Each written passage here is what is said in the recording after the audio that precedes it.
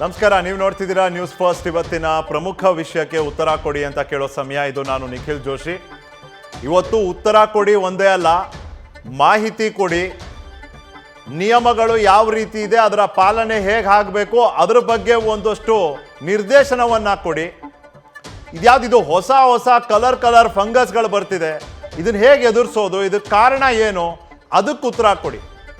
Fungus ಫಜಿತಿ ಈ ಚರ್ಚೆಯ ವಿಷಯದಲ್ಲಿ ಒಂದು, ಈ ಬ್ಲ್ಯಾಕ್ ಫಂಗಸ್ ಮತ್ತು ವೈಟ್ ಫಂಗಸ್ ಅನ್ನೋ ಈ ಆತಂಕಕಾರಿ ಬೆಳವಣಿಗೆ ಏನಾಗಿದೆ ಕಳೆದ ಕೆಲವು ದಿನಗಳಲ್ಲಿ.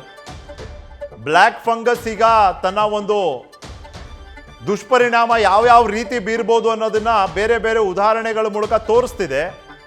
ಕಳೆದ ಕೆಲವೇ ದಿನಗಳಲ್ಲಿ, ಅಂದರೆ 3-4 ದಿನಗಳಲ್ಲಿ ಆದಂಥ ಒಂದು ಬೆಳವಣಿಗೆ ಅಂದರೆ ಅದು ವೈಟ್ ಫಂಗಸ್.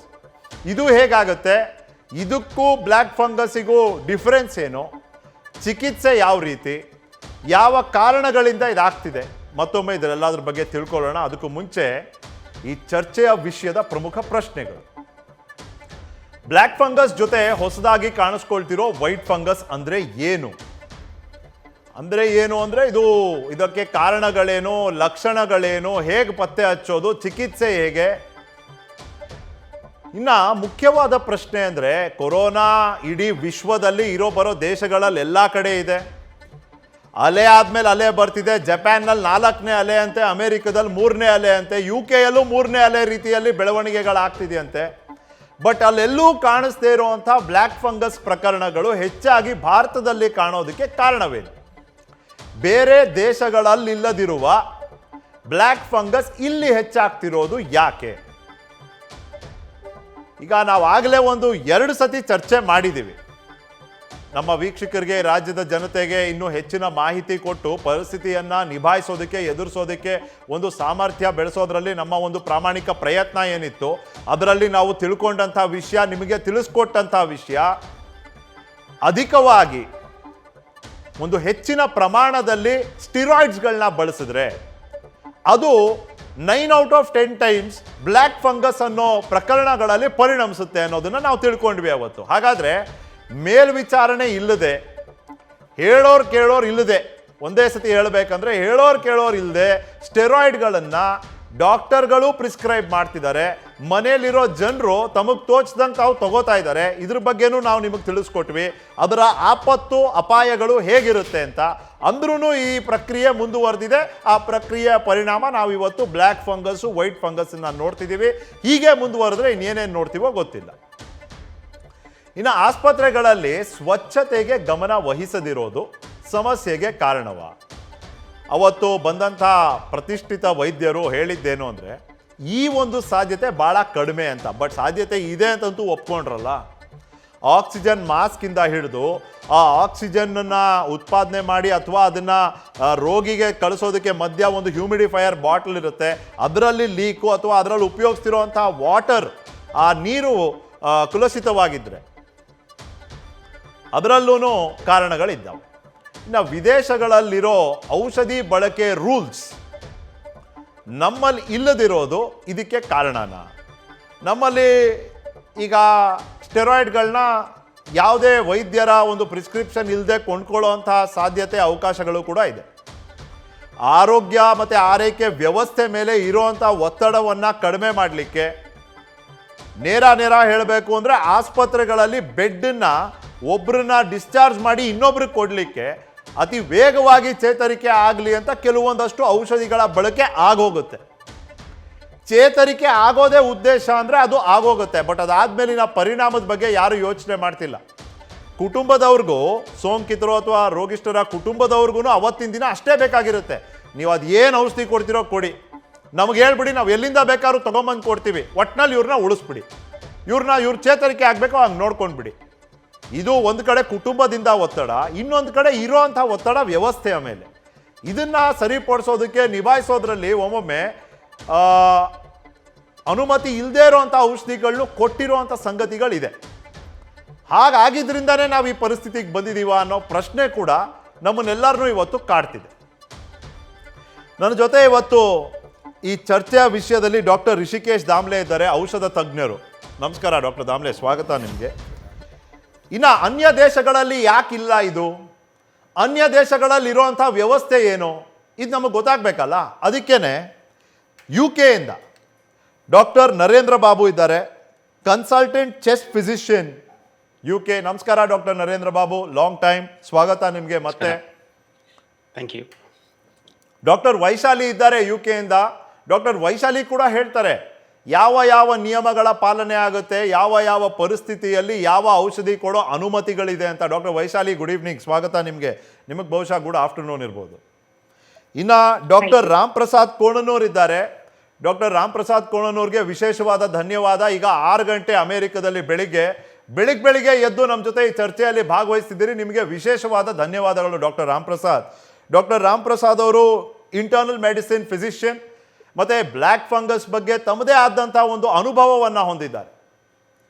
ಚಿಕಿತ್ಸೆ ಕೊಡೋದ್ರ ಮೂಲಕ, ಈ ಥರದ ಪ್ರಕರಣಗಳನ್ನ ಗಮನಿಸೋದ್ರ ಮೂಲಕ. Thank you doctor Ram Prasad, ವಿಶೇಷವಾಗಿ ನೀವು ಜಾಯಿನ್ ಮಾಡಿದ್ದಕ್ಕೆ. ಡಾಕ್ಟರ್ ನರೇಂದ್ರ ಬಾಬು, ಪ್ರಶ್ನೆ ನಿಮಗೆ ಫಸ್ಟಿಂದ ನಿಮ್ಮಿಂದ ಶುರು ಮಾಡೋಣ. ಅಂದರೆ ನೀವು ಎಲ್ಲಿದ್ದೀರಿ ಈಗ, ಬ್ಲ್ಯಾಕ್ ಫಂಗಸ್ ಪ್ರಕರಣಗಳು ಯಾವ ಪ್ರಮಾಣದಲ್ಲಿ ನೋಡ್ತಿದ್ದೀರಿ? Thank you.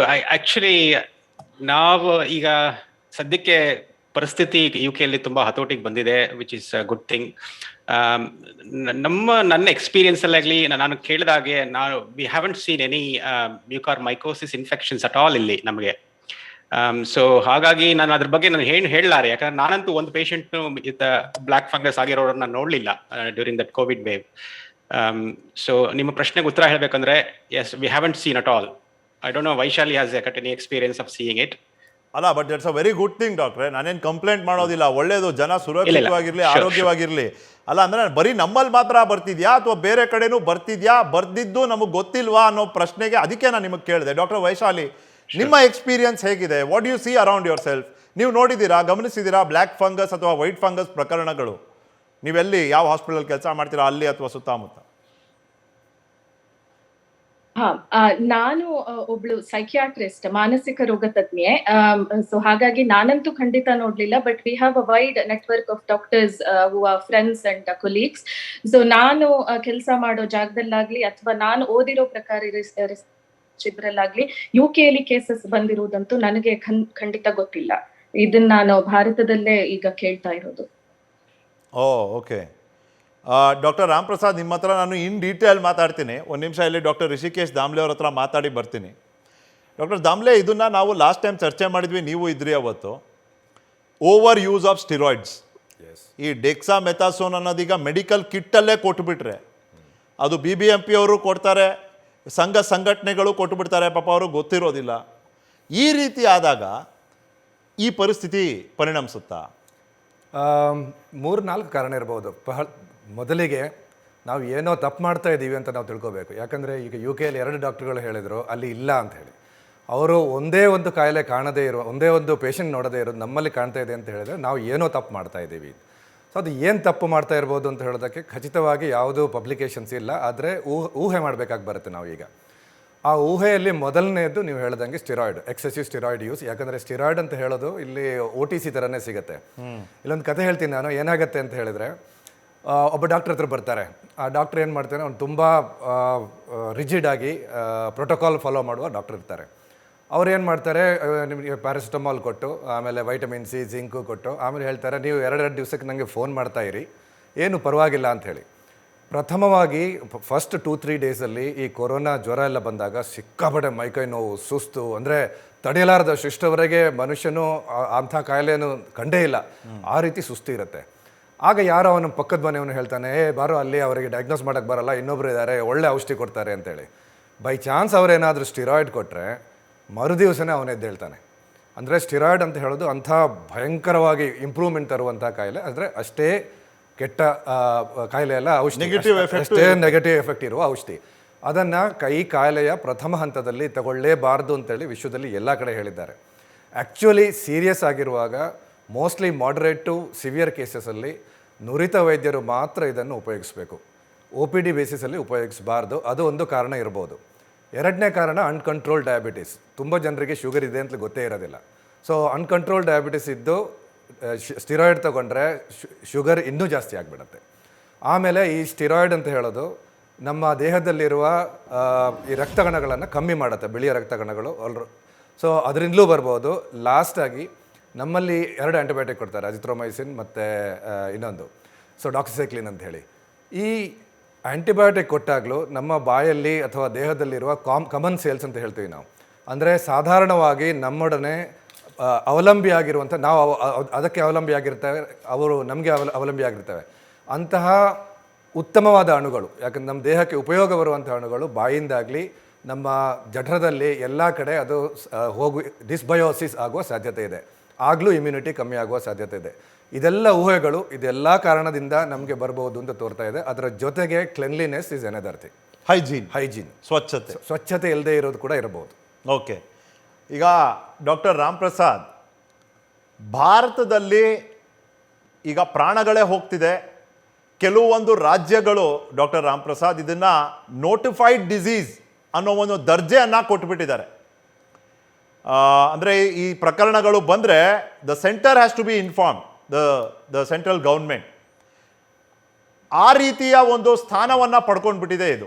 ನಿಮ್ಮ ಒಂದು ಅನಾಲಿಸಿಸಲ್ಲಿ ನೀವು ನೋಡಿರೋ ಹಾಗೆ, ಈಗ ಡಾಕ್ಟರ್ ದಾಮ್ಲೆ ಹೇಳಿದ್ರು, ಇನ್ ಅಡಿಷನ್ ಟು ದ್ಯಾಟ್ ಏನಾದರೂ ಕಾರಣಗಳು ಇರ್ಬೋದಾ? ಎಲ್ಲಿ ತಪ್ಪಾಗ್ತಿದೆ? ಡಾಕ್ಟರ್ ದಾಮ್ಲೆ ಹೇಳಿದ್ದು ಅವ್ರು ಆಲ್ಮೋಸ್ಟ್ ಎಲ್ಲ ಕಂಪ್ಲೀಟ್ ಆಗಿ ಕವರ್ ಮಾಡಿದ್ರು ಏನಾಗ್ತಿದೆ ಏನು ಅಂತ. ಇಲ್ಲಿ ಅಮೆರಿಕದಲ್ಲಿ ನನ್ನ ಆಸ್ಪತ್ರೆಯಲ್ಲಿ ನಾನು ಒಂದು ನೋಡಿಲ್ಲ, ಒಂದೇ ಒಂದು ಮ್ಯೂಕರ್ಮೈಕೋಸಿಸ್ ಕೇಸಸ್ ಈ ಕೋವಿಡ್ ಬಂದ್ಮೇಲೆ ನಾನು ನೋಡಿಲ್ಲ. ಪ್ರಾಬ್ಲಮ್ ಎಲ್ಲಾಗ್ತಿದೆ ಅಂತ ಹೇಳಿದ್ರೆ, ಪ್ರತಿಯೊಬ್ಬರು ಸ್ಟೆರಾಯ್ಡ್ ತಗೊಳ್ಳೋದು, ಒಂದು ಪ್ರೋಟೋಕಾಲ್ ಇದೆ. ಈಗ ಕೋವಿಡ್ ಬಂದಾಗ ಯಾವ ಸಮಯದಲ್ಲಿ ಉಪಯೋಗಿಸ್ಬೇಕು, ಈ ಸ್ಟೆರಾಯ್ಡ್ನ ಉಪಯೋಗಿಸ್ಬೇಕು, ಯಾರು ಉಪಯೋಗಿಸ್ಬಾರ್ದು ಅಂತೇಳಿ. ಈಗ ಕರ್ನಾಟಕದಲ್ಲಿ ಒಂದು ಪ್ರೋಟೋಕಾಲ್ ಕಳಿಸಿರೋದ್ರಲ್ಲಿ ಆಲ್ಮೋಸ್ಟ್ 3 ರಿಂದ 4 ಆಂಟಿಬಯಾಟಿಕ್ಸ್, ಆಮೇಲೆ ಅದರಲ್ಲಿ ಡೆಕ್ಸಾಮೆಥಾಸೋನ್ ಸ್ಟೆರಾಯ್ಡು ಇದೆ, ಒಂದಷ್ಟು ವೈಟಮಿನ್ಸ್ ಇದೆ. ಇದು ಆಲ್ಮೋಸ್ಟ್ ಯಾರೇ ಬರಲಿ, ಸಿವಿಯರ್ ಕೋವಿಡ್ ಬರಲಿ, ಮೈಲ್ಡ್ ಕೋವಿಡ್ ಬರಲಿ, ಎಲ್ಲರಿಗೂ ಒಂದೇ ಟ್ರೀಟ್ಮೆಂಟ್. ಸೊ ಮೋಸ್ಟ್ಲಿ ಅಲ್ಲಿ ವೈದ್ಯರಿಗೆ ಈ ಮಹಾಮಾರಿ ಎಷ್ಟೊಂದು ವೇಗದಲ್ಲಿ ಬಂದಿರೋದು, ಅವರಿಗೆ ಪ್ರತಿಯೊಬ್ಬರಿಗೂ ಗಮನ ಕೊಟ್ಟು ಔಷಧಿಗಳು ಹಾಕ್ಲಿಕ್ಕೆ ಆಗದಿರುವ ಕಾರಣ ಅವರೊಂದು ಪ್ರೋಟೋಕಾಲ್ ಮಾಡಿ ಯಾರಿಗೇನು ಬರಲಿ ಇಷ್ಟನ್ನ ಕೊಟ್ಟು ಬಿಡಿ ಅನ್ನೋದು ಅವ್ರದ್ದು ಇದಾಗಿದೆ. ಅದರಲ್ಲಿ ಎಷ್ಟೋ ಜನ ಮಧುಮೇಹದಿಂದ ತೊಂದರೆಗೊಳಗಾಗಿರ್ತಾರೆ. ಈ ಸ್ಟೆರಾಯ್ಡ್ ಕೊಟ್ಟ ತಕ್ಷಣ ಈ ಸ್ಪೈಕ್ ಆಫ್ ಗ್ಲೂಕೋಸ್ ಅಂತ ಈಗ ಒಂದು ನಾರ್ಮಲ್ ರೇಂಜಲ್ಲಿ ಇರೋದು ಆಲ್ಮೋಸ್ಟ್ 400, 500, ಅದು ಒಂದು ಸಲ ತುಂಬಾ ಕ್ಲಿಷ್ಟ ಸ್ಥಿತಿಗೆ ಹೋದ್ರೆ ಅದನ್ನ ಡಯಾಬಿಟಿಕ್ ಕಿಟೋಸಿಡೋಸಿಸ್ ಅಂತಾರೆ. ಆ ರೀತಿ ಆದಾಗ ಮಾತ್ರ ಇದು ಆಪರ್ಚುನಿಸ್ಟಿಕ್ ಇನ್ಫೆಕ್ಷನ್. ಇದು ಯಾವುದು ಬ್ಲ್ಯಾಕ್ ಮತ್ತೆ ವೈಟ್ ಫಂಗಸ್. ಮೋಸ್ಟ್ಲಿ ಅವ್ರು ವೈಟ್ ಫಂಗಸ್ ಅಂತಿರೋದು ಆಸ್ಪರ್ಜಿಲಸ್ ಅಂತ ತಿಳ್ಕೊಳ್ತೀನಿ ನಾನು. ಸೊ ಎಲ್ಲೂ ಅದ್ರ ಹೆಸರೇನು ಹೇಳ್ತಾ ಇಲ್ಲ. ಇವೆರಡೂ ಅಷ್ಟೇ, ಯಾವುದೇ ಫಂಗಸ್ ಆಗಲಿ ಇದು ಆ ವಾತಾವರಣ ಅದಕ್ಕೆ ಬೇಕು ಅಂತ ಹೇಳಿದ್ರೆ ಅಲ್ಲಿ ಹೋಗಿ ಅಟ್ಯಾಕ್ ಮಾಡುತ್ತೆ. ಈಗ ನಾನು ಮನೇಲಿ ಕೂತಿದ್ದೀನಿ, ನನ್ನ ಮುಂದೆ ಈ ಗಿಡಗಳಿದೆ, ಇಂಡೋರ್ ಪ್ಲಾಂಟ್ಸ್, ಆಲ್ಮೋಸ್ಟ್ ಕೊಳ್ತಿರೋ ಎಲೆಗಳಾಗ್ಲಿ, ಒಂದು ಮಣ್ಣಾಗ್ಲಿ, ಎಲ್ಲ ಕಡೆ ನಾವು ಉಸಿರಾಡ್ತಿರ್ತೀವಿ. ಅದು ಎಲ್ಲೋ ನಾವು ಮಣ್ಣು ಮುಟ್ಟಿದ್ರೆ ಅದನ್ನ ನಾವು ತಿಂತಿರ್ತೀವಿ. ಬಟ್ ಅದರಿಂದ ನಾವು ಇನ್ಫೆಕ್ಟ್ ಆಗಲ್ಲ. ಯಾವಾಗ ನಮ್ಮ ಇಮ್ಯುನಿಟಿ ಲೆವೆಲ್ ಕಮ್ಮಿ ಆಗುತ್ತೋ ಅಥವಾ ನಮ್ಮ ದೇಹದಲ್ಲಿ ಆ ಗ್ಲೂಕೋಸ್ ಲೆವೆಲ್ ಹೆಚ್ಚಾಗಿ ನಮ್ಮ ಇಮ್ಯುನಿಟಿ ಕಮ್ಮಿ ಆಗುತ್ತೋ, ಅಥವಾ ಕ್ಯಾನ್ಸರ್ ಪೇಷಂಟ್ಸ್ ಇರ್ಬೋದು, HIV ಪೇಷಂಟ್ಸ್ ಇರ್ಬೋದು, ಅವ್ರಿಗೂ ಕೋವಿಡ್ ಆಗಿರುತ್ತೆ. ಅಂತಹ ವ್ಯಕ್ತಿಗಳಲ್ಲಿ ಇದು ಕಾಣಿಸ್ಕೊಳ್ಳುತ್ತೆ. ಬಟ್ ಭಾರತದಲ್ಲಿ ಇಷ್ಟೊಂದು ಕಾಣಿಸ್ಕೊಳ್ತಿರೋದು ಒಂದು ಎಗ್ಗಿಲ್ಲದೆ ಸ್ಟೆರಾಯ್ಡ್ ಯೂಸ್ ಮಾಡ್ತಿರೋದು ಅಂತ ಹೇಳ್ಬೋದು. ಓಕೆ ಡಾಕ್ಟರ್ ರಾಮ್ ಪ್ರಸಾದ್, ಇಲ್ಲಿರೋ ವೈದ್ಯರು ಬಹುಶಃ ಒಪ್ಪೋದಿಲ್ಲ. ಅಲ್ಲೇ US ಅಲ್ಲಾಗಲಿ UK-ನಲ್ಲಾಗಲಿ ರೆಗ್ಯುಲೇಟ್ರಿ ಅಂದರೆ ಮೇಲ್ವಿಚಾರಣೆ, ಮೇಲುಸ್ತುವಾರಿ ಅನ್ನೋದು ಸೂಪರ್ವೈಸರಿ ಮೆಕ್ಯಾನಿಸಮ್ಮು ಭಾಳ ಸ್ಟ್ರಾಂಗ್ ಇರುತ್ತೆ. ನೀವು ಯಾವುದಂದ್ರೆ ಅದು ಔಷಧಿ ಪ್ರಿಸ್ಕ್ರೈಬ್ ಮಾಡ್ಲಿಕ್ಕೆ ಬರೋದಿಲ್ಲ. ನಮ್ಮಲ್ಲಿ ವಾಟ್ಸಾಪ್ನಲ್ಲೇ ಒಂದು ಎಂಟೈರ್ ಕಿಟ್ದು ಲಿಸ್ಟೇ ಫಾರ್ವರ್ಡ್ ಆಗ್ಬಿಡುತ್ತೆ. For example, doctor Narendra Babu please ಹೇಳಿ ನನಗೆ ಇದರಲ್ಲಿ ಯಾವ್ದು ಅಪಾಯಕಾರಿ ಆಗಬಹುದು ಅಂತ. ಫಾರ್ ಎಕ್ಸಾಂಪಲ್, ಅಜಿ 500 mg twice a day for 7 days after food. Azithromycin. Doctor Narendra Babu, ಪ್ರತಿಯೊಂದು ಕೋವಿಡ್ ಕೇಸಲ್ಲೂ ಇದು ಅವಶ್ಯಕನಾ? ನನ್ನ ಹತ್ರ ಒಂದು ಪೂರ್ತಿ ಲಿಸ್ಟ್ ಇದೆ, ನಾನು ಹೇಳ್ತಾ ಹೋಗ್ತೀನಿ. ಸ್ಕ್ರೀನ್ ಮೇಲೆ ಕೂಡ ಬರುತ್ತೆ, ಅದು ವೀಕ್ಷಕರು ನೋಡ್ಬೋದು. ಯಾವ ಮಾತ್ರೆಯ ಪಟ್ಟಿ ಇವತ್ತು ಹರಿದಾಡ್ತಿದೆ ಸೋಷಿಯಲ್ ಮೀಡಿಯಾನಲ್ಲಿ. ಮೈಲ್ಡ್ ಸಿಂಪ್ಟಮ್ ಬಂದವರು ಎಲ್ಲ ಮಾತ್ರೆ ನುಂಗ್ತಿದ್ದಾರೆ, ಸೀರಿಯಸ್ ಸಿಂಪ್ಟಮ್ ಇದ್ದವರಂತೂ ನುಂಗ್ತಾರೆ. ಇನ್ನು ಲಕ್ಷಣಗಳು ಕಂಡು ಬಂದಿದೆ, ಟೆಸ್ಟ್ ರಿಸಲ್ಟೇ ಬಂದಿಲ್ಲ, ಸೇಫ್ಟಿಗೆ ಇರಲಿ ಅಂತ ನುಂಗೋರು ಕೂಡ ಇದ್ದಾರೆ. ಅಷ್ಟು ಬಿಟ್ಟು ನಮ್ಮ ಮನೆಯಲ್ಲಿ ಯಾರಿಗೂ ಆಯಿತು, ನಾನು ಪ್ರೈಮರಿ ಕಾಂಟ್ಯಾಕ್ಟು, ನನಗೆ ಯಾವುದೇ ಲಕ್ಷಣ ಇಲ್ಲ, ನಾನು ಟೆಸ್ಟು ಮಾಡಿಸೋದಿಲ್ಲ, ಏನಕ್ಕೂ ಸೇಫ್ಟಿಗಿರಲಿ ಅಂತ ಮಾತ್ರೆ ತಗೊಳ್ಳೋರು ಕೂಡ ಇದ್ದಾರೆ ಇವತ್ತು. ಈ ಥರದ ಅಭ್ಯಾಸದಿಂದ ಇಟ್ ಈಸ್ ರಿಸಲ್ಟಿಂಗ್ ಇನ್ ತುಂಬ ಸೀರಿಯಸ್ ಪರಿಸ್ಥಿತಿಗಳು ನಮ್ಮ ಮುಂದೆ ನಾವು ನೋಡ್ತಾ ಇದ್ದೀವಿ.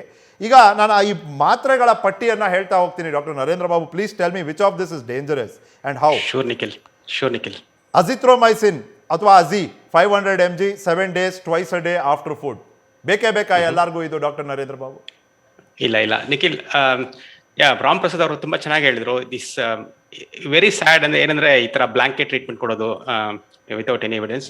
ಏನಂದ್ರೆ ನಾವು UK ಲಾಗ್ಲಿ US ಲಾಗ್ಲಿ we follow evidence based medicine. Okay, so ಇಲ್ಲಿ ಐ ಥಿಂಕ್ ನಿಮ್ಗೆಲ್ಲ ಗೊತ್ತಿರೋ ಹಾಗೆ ಒಂದು ದೊಡ್ಡ ರಿಕವರಿ ಟ್ರಯಲ್ ಅಂತಲೇ ಮಾಡಿದ್ರು ಇಲ್ಲಿ ಆಕ್ಸ್ಫರ್ಡ್ ಅಲ್ಲಿ. ದೇ ಟೆಸ್ಟೆಡ್ ಅಜಿಥ್ರೋಮೈಸಿನ್, ಹೈಡ್ರೋಕ್ಲೋರೋಕ್ವಿನ್, ಮತ್ತೆ ಪ್ಲಾಸ್ಮಾ ಥೆರಪಿ, ಆಮೇಲೆ ಡೆಕ್ಸಾಮೆಥಾಸೋನ್, ಇವೆಲ್ಲ ರಿಕವರಿ ಟ್ರಯಲ್ ಎವಿಡೆನ್ಸ್ ಇಂದನೇ ಬಂದಿದ್ದು.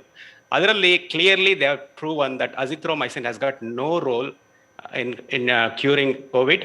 ಅದನ್ನ ಕೊಡಬಾರ್ದು. ಕೆಲವ್ರು ಕೊಟ್ಟರೆ ಅದು ಅದರಿಂದ ಸೈಡ್ ಎಫೆಕ್ಟ್ಸ್ ಆಗೋ ಚಾನ್ಸಸ್ ಜಾಸ್ತಿ ಇರುತ್ತೆ. ಒಂದು, ಅದು ಹೃದಯದ ಮೇಲೆ ಪರಿಣಾಮ ಬೀರ್ಬೋದು, ವಾಟ್ ವಿ ಸೇ ಅದ ಲಾಂಗ್ ಕ್ಯೂಟಿ ಇಂಟರ್ವಲ್, ಅದು ಹೃದಯಾಘಾತಕ್ಕೆ ಮತ್ತೆ ಹಾರ್ಟ್ ಅಟ್ಯಾಕ್ ಮತ್ತೆ ಸ್ಟಾಪ್ ಆಗೋಕ್ಕೆ ಅದು ಇದಾಗ್ಬೋದು. ಇನ್ನೊಂದು, ಬ್ಲಾಂಕೆಟ್ ಅಜಿಥ್ರೋಮೈಸಿನ್ ಟ್ರೀಟ್ಮೆಂಟ್ ಇಂದ ರಾಮ್ ಪ್ರಸಾದ್ ಅವರು ಹೇಳಿದಾಗೆ ನೀವು ಆಂಟಿಬಯೋಟಿಕ್ಸ್ ಜಾಸ್ತಿ ಕೊಟ್ಟರು ಕೂಡ ಫಂಗಲ್ ಇನ್ಫೆಕ್ಷನ್ಸ್ಗೆ, ಈ ತರ ಬ್ಲಾಕ್ ಫಂಗಸ್, ವೈಟ್ ಫಂಗಸ್ ಇನ್ಫೆಕ್ಷನ್ಸ್ಗೆ ಅದೊಂಥರ ರೆಸಿಪಿ ಇದ್ದಾಗೆ. So azithromycin definitely there is no role unless ಅವ್ರಿಗೆ ಏನಾದ್ರು ಚೆಸ್ಟ್ ಇನ್ಫೆಕ್ಷನ್ ಆಗಿತ್ತು ಅಂತಂದ್ರೆ ಅದು ಒಂಥರ ಆಂಟಿಬಯೋಟಿಕ್ ತರ ಕೊಡ್ಬೋದೇ ಹೊರತು ಅದು ಬ್ಲಾಂಕೆಟ್ ಆಗಿ ಕೊಡೋ ತರ ಎಲ್ಲಿ ಪ್ರೂವ್ ಆಗಿಲ್ಲ. Okay doctor Narendra Babu, next ಇರೋದು tablet montair FX, once in night for 10 days. ಅದು ಜನರಿಕ್ ನೇಮ್ ಏನ್ ಸರ್ ಅದು ನಿಖಿಲ್ ಹೇಳ್ತೀರಾ? ಅದು ಸಿಂಗ್ಯುಲರ್ ಅನ್ಕೊಳ್ತೀನಿ. ಸಿಂಗ್ಯುಲರ್, ಯಾ, ಮಾಂಟುಲಿಕಾಸ್ಟ್ ಅಗೈನ್ ಇಲ್ಲ. ಇದಕ್ಕೂ ಯಾವ್ದು ಎವಿಡೆನ್ಸ್ ಇಲ್ಲ. ಮಾಂಟುಲಿಕಾಸ್ಟ್ ನಾವು ಮೇನ್ಲಿ ಆಸ್ಮಾದಲ್ಲಿ ಯೂಸ್ ಮಾಡ್ತೀವಿ. ಅದು ಒಂಥರ ಅನ್ಕಂಟ್ರೋಲ್ಡ್ ಆಸ್ಮಾ ಇದ್ದಾಗ ಅದು ಸ್ಟೆಪ್ ಅಪ್ ಟ್ರೀಟ್ಮೆಂಟ್ ತರ ಯೂಸ್ ಮಾಡ್ತೀವಿ ಹೊರತು ಈ ಮಾಂಟುಲಿಕಾಸ್ಟ್ ಕೋವಿಡ್ ಅಲ್ಲಿ ಹೆಲ್ಪ್ ಆಗುತ್ತೆ ಅನ್ನೋದು ಯಾವುದೇ ಎವಿಡೆನ್ಸ್ ಇಲ್ಲ. ಓಕೆ ಡಾಕ್ಟರ್ ರಾಮ್ ಪ್ರಸಾದ್, ನೀವು ಇದ್ರ ಬಗ್ಗೆ ಹೇಳ್ಬೋದಾ? ಐವರ್ಮೆಕ್ಟಿನ್ ತುಂಬ ಚರ್ಚೆ ಇದೆ ಇದ್ರ ಬಗ್ಗೆ.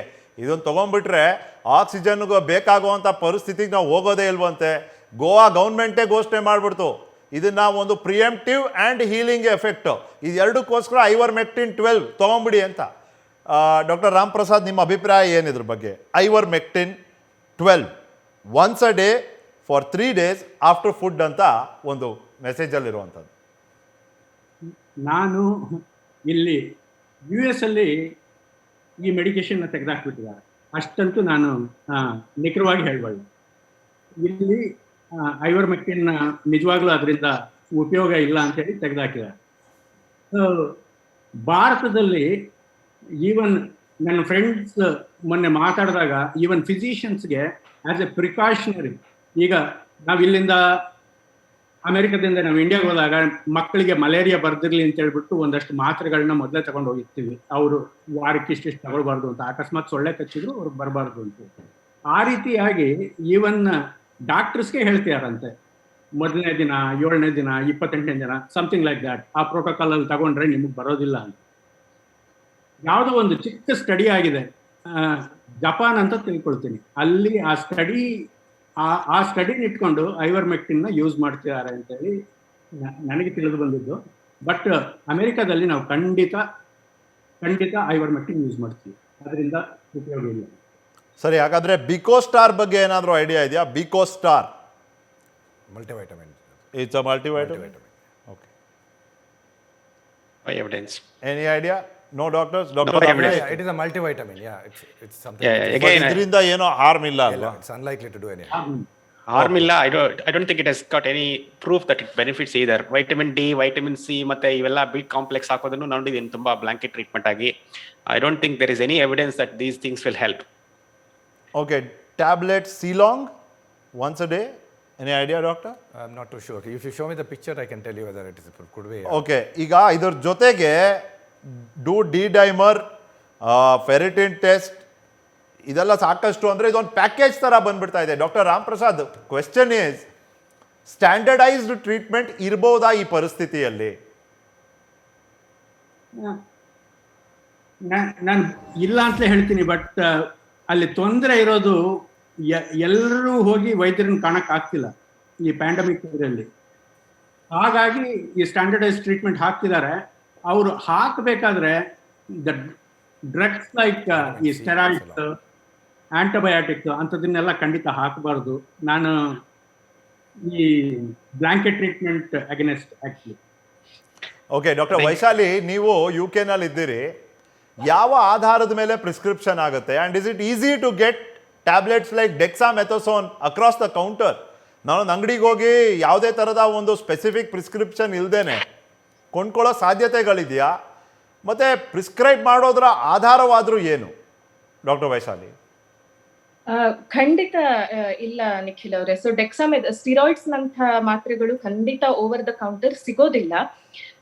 ಇಲ್ಲಿ ಡೆಕ್ಸಾಮೆಥಾಸೋನ್ ನನಗ್ ಗೊತ್ತಿರೋ ಪ್ರಕಾರ it is used only in hospital. ಅಂದ್ರೆ ಯಾವಾಗ ಮಾಡರೇಟ್ ಟು ಸಿವಿಯರ್ ಕೇಸಸ್ ಆಸ್ಪತ್ರೆಗೆ ಅಡ್ಮಿಷನ್ ಆಗುತ್ತೋ ಅಲ್ಲಿ 7 ರಿಂದ 10 ದಿನಗಳ ಕಾಲ ಡೆಕ್ಸಾಮೆಥಾಸೋನ್ ಅನ್ನ ಟ್ಯಾಬ್ಲೆಟ್ ಆಗಿ ಅಥವಾ ಇಂಜೆಕ್ಷನ್ ಆಗಿ ಕೊಡ್ತಾರೆ. So the important thing to remember is ಮನೆಗೆ ಕೊಟ್ಟು ಕಳಿಸೋದಿಲ್ಲ ಡೆಕ್ಸಾಮೆಥಾಸೋನ್ ಅನ್ನ. ಆಮೇಲೆ ಓವರ್ ದ ಕೌಂಟರ್ ಇಲ್ಲ, ಖಂಡಿತ ಸಿಗೋದಿಲ್ಲ, ತಗೊಳ್ಳೂಬಾರದು. ಆದ್ರೆ ನನಗೆ ಏನ್ ಅನ್ಸ್ತದೆ ಅಂತ ಹೇಳಿದ್ರೆ, ಇದು I am saying this from my perspective as a psychiatrist, ಪ್ರತಿಯೊಬ್ಬ ವೈದ್ಯರಿಗೂ ಕೂಡ ಒಂದು ರೈಟಿಂಗ್ ರಿಫ್ಲೆಕ್ಸ್ ಅಂತ ಹೇಳ್ತಾರೆ. ಅಂದ್ರೆ ಒಬ್ಬ ರೋಗಿ ಬಂದಾಗ ಅವನಿಗೆ ಏನೋ ಮಾಡಬೇಕು ಅನ್ನುವಂಥದ್ದು ಇಟ್ ಇಸ್ ನ್ಯಾಚುರಲ್. ನಾವು ಅಂದ್ರೆ ಕಷ್ಟದಲ್ಲಿರೋನಿಗೆ ಸಹಾಯ ಮಾಡ್ಬೇಕು ಅಂತ ಡಾಕ್ಟರೇ ಆಗ್ಬೇಕಂತಿಲ್ಲ, ಅದು ಒಂದು ಎಲ್ರಿಗೂ ಅನ್ಸುವಂಥದ್ದು. But sometimes it's important to remember it's best to step back and not do anything.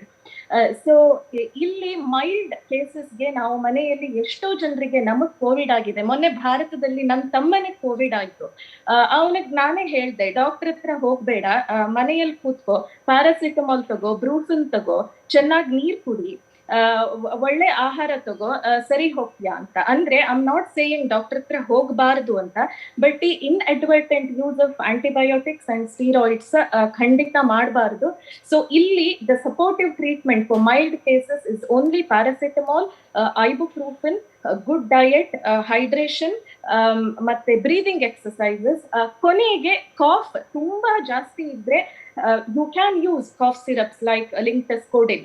ಅದನ್ನ ಬಿಟ್ರೆ ಬೇರೆ ಯಾವ ಔಷಧಿನೂ ಓವರ್ ದ ಕೌಂಟರ್ ಸಿಗೋದಿಲ್ಲ, ಡಾಕ್ಟರ್ಗಳು ಕೊಡೋದಿಲ್ಲ. ಡಾಕ್ಟರ್ಗಳು ಕೊಡೋ ಹಾಗೂ ಇಲ್ಲ, ಅಲ್ಲಿ ಕೊಡ್ತಿರೋದು ಬರೀ ಐಬುಪ್ರೂಫಿನ್ ಮತ್ತೆ ಪ್ಯಾರಾಸಿಟಮಾಲ್, ಎರಡು ಬಹಳ ಬೇಸಿಕ್ ಮೆಡಿಸಿನ್ಸ್. ಇದನ್ನ ಮಾತ್ರ ಕೊಡ್ತಿದ್ದಾರೆ ಡಾಕ್ಟರ್ಸ್. ಹೌದು, ಪ್ರಾಥಮಿಕ ಆರೋಗ್ಯ ಕೇಂದ್ರದಲ್ಲಿ ಅಷ್ಟೇ ಕೊಡುವಂಥದ್ದು. Only in hospitals steroids are used under supervision. Just so you know, ನಾನು ಇವಾಗ ಒಂದು ಔಷಧಿಗಳ ಪಟ್ಟಿ ಏನು ಓದಿದೆ ಅದು ನನಗೆ ಬಂದಿದ್ದು ಹೆಲ್ತ್ ಡಿಪಾರ್ಟ್ಮೆಂಟ್ ಅಲ್ಲಿ ಕೆಲಸ ಮಾಡೋ ಒಬ್ರು ಅಫಿಷಿಯಲ್ ಇಂದ. ಜಸ್ಟ್ ಸೋ ಯು ನೋ, ನಿಮ್ಮ ಗಮನಕ್ಕೆ ತರ್ತಾ ಇದ್ದೀನಿ ನಾನು. Please doctor Damle. ಸೆಲಾಂಗ್ is vitamin C, vitamin D and zinc. ಅದು that's no problem. I mean it is not necessary, but then it steroid ಥರ ತೊಂದರೆ ಕೊಡೋಕ್ಕೆ ಸಾಧ್ಯ ಇಲ್ಲ, ತೊಂದರೆ ಕೊಡೋದಿಲ್ಲ ಅದು. ಓಕೆ, ಈ ವೈಟ್ ಫಂಗಸ್ದು ಪತ್ತೆ ಹಚ್ಚೋದು ತುಂಬ ಕಷ್ಟ ಅಂತ doctor Ram Prasad, question for you. ಬರೀ CT ಸ್ಕ್ಯಾನ್ ಮೂಲಕನೇ ತಿಳ್ಕೋಬೇಕು, ಬೇರೆ ಯಾವ ರೀತಿನೂ ಆಗೋದಿಲ್ಲ. ವೈಟ್ ಫಂಗಸ್ಗೂ ಬ್ಲ್ಯಾಕ್ ಫಂಗಸ್ಗೂ ನೀವು ನೋಡಿದ ರೀತಿಯಲ್ಲಿ ಡಿಫ್ರೆನ್ಸಸ್ ಏನಿದೆ? ಫಸ್ಟ್ ಆಫ್ ಆಲ್ ನನಗೆ ಅದು ವೈಟ್ ಫಂಗಸ್ ಯಾವುದು ಅನ್ನೋದು ಗೊತ್ತಾಗ್ತಾ ಇಲ್ಲ ನನಗೆ. ಯಾರು ಎಲ್ಲೂ ಅದರ ಹೆಸರು ಮೆನ್ಷನ್ ಮಾಡ್ತಾ ಇಲ್ಲ, ಬರೀ ವೈಟ್ ಫಂಗಸ್ ಅಂತ ಮಾತ್ರ ಹೇಳ್ತಾ ಇದ್ದಾರೆ. ನಾನು ಅಂದ್ಕೊಳ್ತಿರೋದು ಅದು ಮೋಸ್ಟ್ಲಿ 90% ಅವ್ರು ಹೇಳ್ತಿರೋದು ಆಸ್ಪರ್ಜಿಲಸ್ ಅಂತೇಳಿ ಅಲ್ಲ, ಟೈಪ್ ಆಫ್ ಡಾಕ್ಟರ್ ದಾಮ್ಲೆ.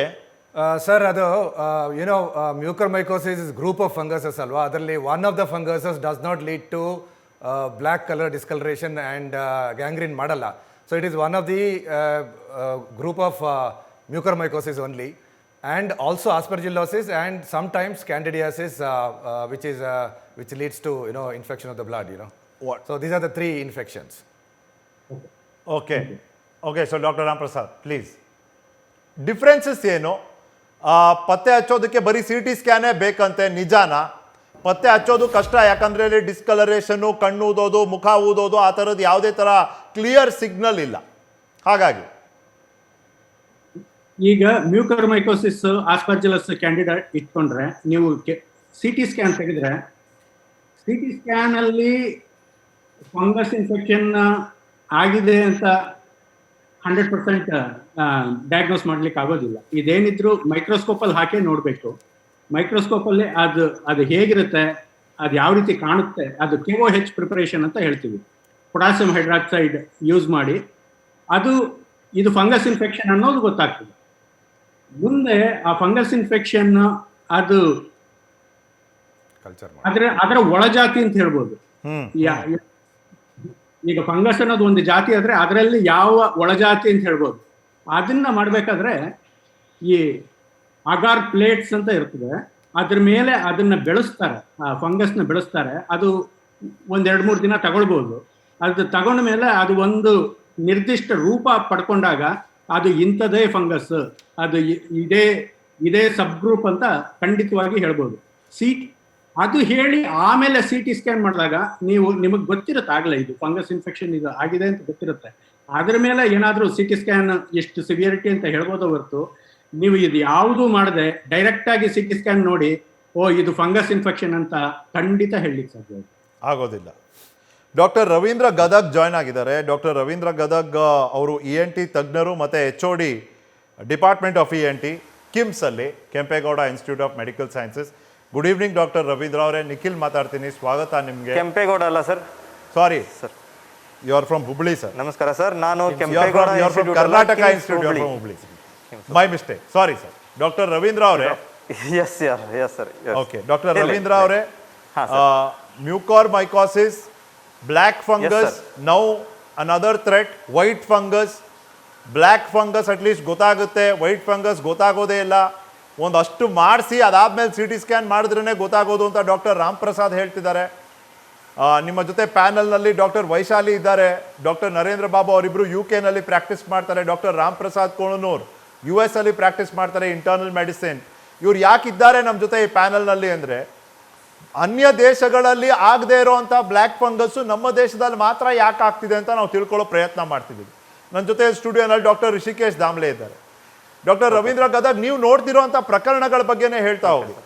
ಸಾವಾಗ್ತಿದೆ, ದಿನೇ ದಿನೇ ಪ್ರಕರಣಗಳು ಹೆಚ್ಚುತ್ತಾನೆ ಇದೆ ಸಂಖ್ಯೆಯಲ್ಲಿ.